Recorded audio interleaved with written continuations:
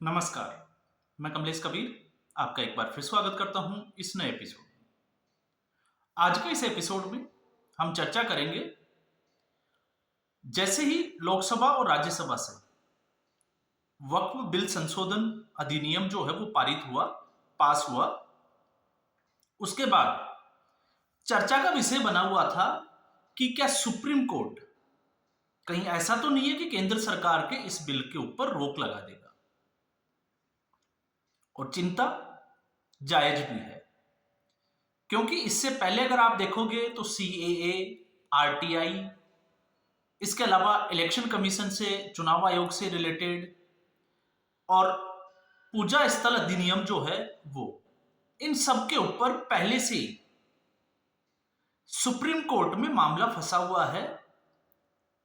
Supreme court में निरंतर जो है वो उसके ऊपर बहस चल रही है।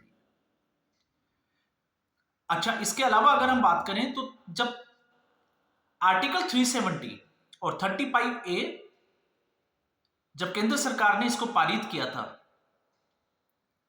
तब भी आपने देखा था कि देश विरोधी लोग जो है वो सुप्रीम कोर्ट की शरण में चले गए थे। हालांकि सुप्रीम कोर्ट में ये दाल जो है वो गली नहीं।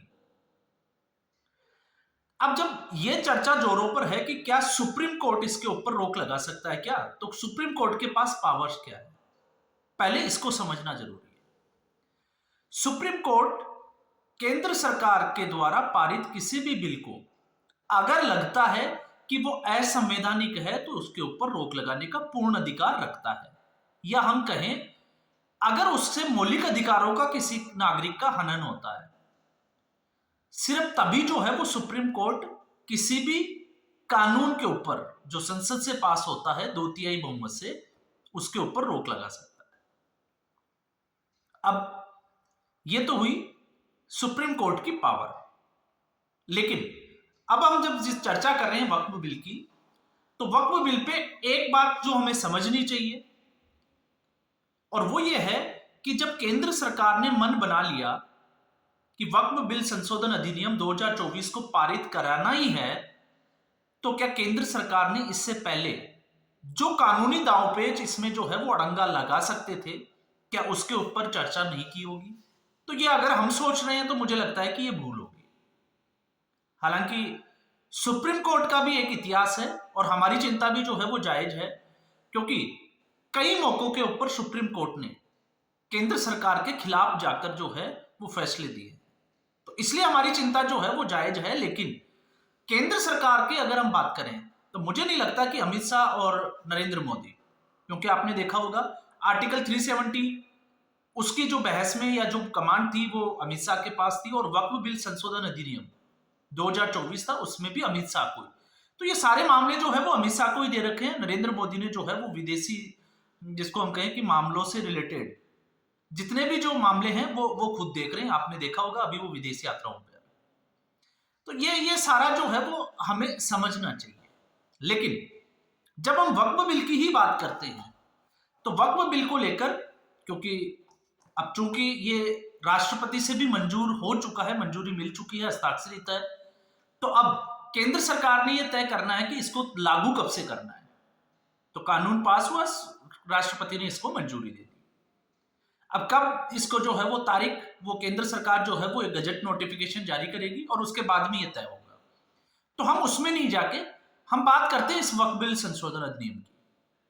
तो आपने देखा होगा कांग्रेस के बिहार से जो सांसद आते हैं किशनगंज से, मैंने उनका नाम भी लिखा है, मोहम्मद जावेद। मोहम्मद जावेद जो है वो कोर्ट की शरण में पहले ही जा चुके हैं। अब इसमें जो है वो ऑल इंडिया पर्सनल लॉ और मुस्लिम लीग जो है वो भी अब इसमें शामिल होने जा रहे हैं। तो सुप्रीम कोर्ट में चुनौती देने की पूरी तैयारी है। और आपको पता होगा अभिषेक मनु सिंघवी और दूसरे कपिल सिब्बल, उन्होंने तो राज्यसभा में इसकी साफ मंशा भी जाहिर कर दी। क्यों कर दी? क्योंकि उनका तो पैसा है, हम ये कह सकते हैं, क्योंकि उनको वकालत का पैसा मिलता है। तो वो तो ऐसे मुकदमों की राह देख रहे होते हैं कि कोई ऐसा पेच फंसे जिससे कि मामला कोर्ट में जाए और उनको एक मुकदमा और मिल जाए। तो इसलिए मैंने उनको सीधे तौर पे यहां पर, आपको पता होगा मैंने सीधे कहा है, और इस देश में वकीलों का क्या हाल है मुझे और आपको जो है वो ज्यादा कहने की जरूरत नहीं। तो इसलिए इनको, इन दोनों को विशेष तौर से जो है वो यहां पर जिस तरीके से मैंने एक संज्ञा दी है, सीधा नहीं कहा भाड़े के टट्टू, क्योंकि इनको तो अपनी फीस से मतलब होता है। अब ऐसी सूरत में जब हम बात कर रहे हैं कि सुप्रीम कोर्ट इसको देखेगा कि ये क्या मौलिक अधिकारों का हनन करता है या नहीं करता, तो जब हम मौलिक अधिकारों में जाते हैं तो हमारे आर्टिकल 14 से ही मौलिक अधिकार शुरू हो जाते हैं। लेकिन इस वक्फ बिल संशोधन अधिनियम में जिस तरीके से एक धार्मिक इसको जो है वो रूप देने की कोशिश की गई है कि ये वक्फ बिल जो है वो धर्म विशेष समुदाय के खिलाफ जो है वो इसको लाया गया है, तो उसमें अगर आपको देखेंगे तो आपको मिलेगा आर्टिकल 29 और आर्टिकल 30। मुझे लगता है कि आपको उसकी स्टडी जरूर करनी चाहिए, उसके बारे में आपको जानकारी होनी चाहिए। इसके अलावा तो स्वतंत्रता का अधिकार, समानता का अधिकार, वो सारे जो है वो ये तो धार्मिक स्वतंत्रता और अगर शिक्षा की अगर हम बात करते हैं तो ये आता है आर्टिकल 29 और आर्टिकल नंबर 30 में। अब 29 और 30 में क्या होता है, अगर हम इन आर्टिकल्स को देखते हैं तो ये आता है कि जैसे किसी भी राज्य सरकार द्वारा या केंद्र सरकार द्वारा कोई पोषित अगर कोई विद्यालय है तो वो जबरदस्ती जो है वो किसी को धार्मिक शिक्षा नहीं दे सकता, जबरन जो है वो किसी दूसरे धर्म के लिए, तो ये तमाम तरह की चीजें जो है वो उसमें आती है। अब आप कहोगे कि इसको अगर वो इसमें लेके जाना चाहते हैं तो मुझे लगता है कि केंद्र सरकार ने इसके लिए पहले से ही जो है पूरा गेम प्लान कर रखा था और उस गेम प्लान का हिस्सा था आर्टिकल 300A। अगर हम आर्टिकल 300A को देखते हैं, आपको पता होगा संपत्ति का अधिकार जो है वो इस सूची से पहले हटा दिया गया था, अब इसको उसी में डाल दिया।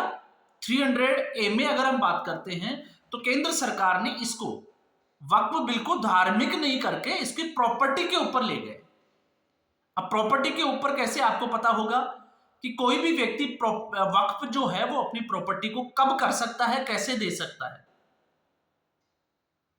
तो यहां पर और उस प्रॉपर्टी को लेकर जिसके ऊपर वक्फ के नाम पर उस पर कब्जा किया गया, अतिक्रमण किया गया, तो केंद्र सरकार तो जो है वो इसको और आप देख लीजिएगा जब भी ये सुप्रीम कोर्ट में मुद्दा जाएगा केंद्र सरकार इसको जो है वो 300A में ही लेके जाएगी।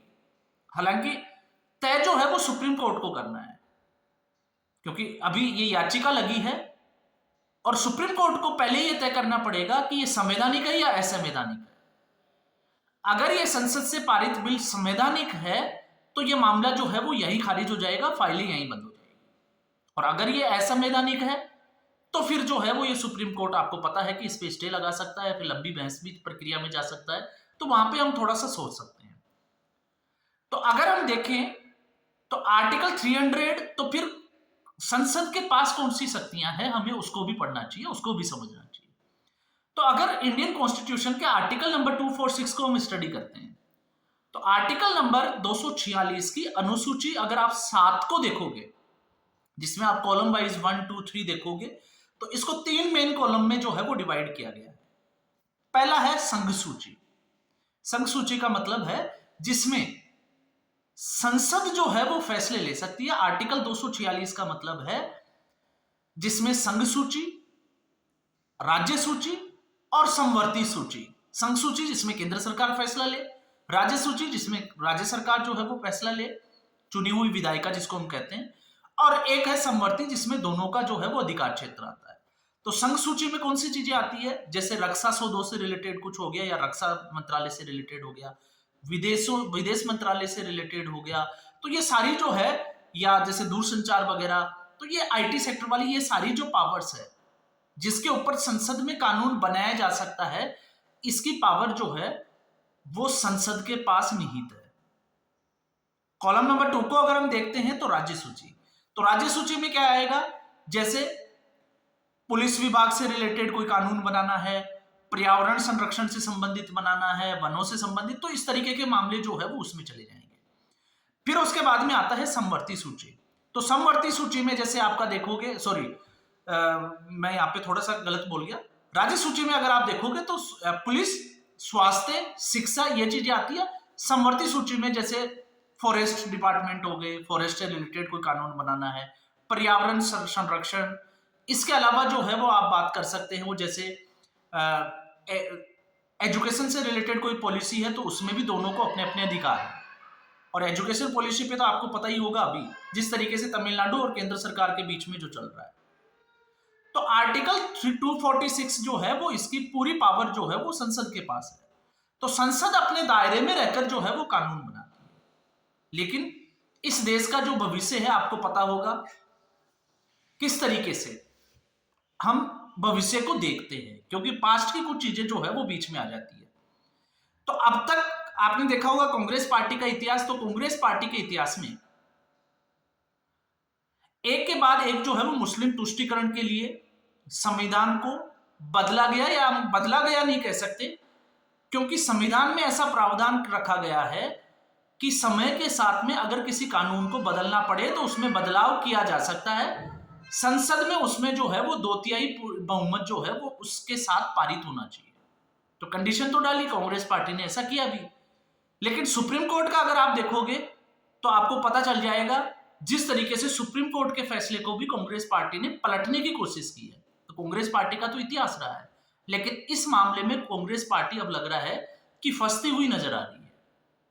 और यही एक वजह थी कि राहुल गांधी, प्रियंका गांधी, सोनिया गांधी जो है वो संसद में चुप बैठे रहे, क्योंकि प्रियंका गांधी वाड्रा तो है ही थी नहीं, और राहुल गांधी आपको पता है संसद छोड़ के चले गए और फिर पजामे और चप्पल में जो है वो वापस आए उठकर। तो ये जो है वो हाल है कांग्रेस पार्टी का, और ये तय माना जा रहा था कि अगर ऐसा कुछ होगा तो सुप्रीम कोर्ट ही रास्ता बचेगा। अब सुप्रीम कोर्ट की अपनी एक विचारधारा है, लेकिन जब ये इस याचिका की हम बात करते हैं तो फिर अब ये तय करना है ये किस बेंच के पास जाएगा, कौन सी तारीख को इसके ऊपर बहस होगी, कौन से तथ्य जो है वो विपक्ष के द्वारा रखे जाएंगे और किन तथ्यों के ऊपर जो है वो केंद्र सरकार काम करने वाली है।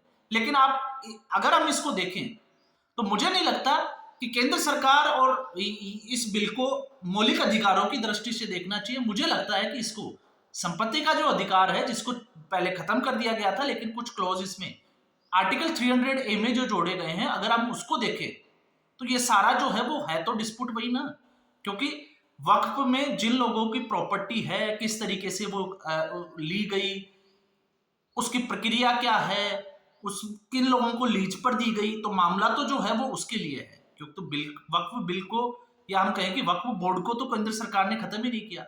इसलिए मुझे लगता है कि आपको और हमें कम से कम इस मुद्दे पर जो है वो ज्यादा चिंता करने की जरूरत नहीं है, क्योंकि केंद्र सरकार ने जो फैसला लिया है वो पहले से ही सूझबूझ के साथ लिया है। तो आज के एपिसोड में बस इतना ही।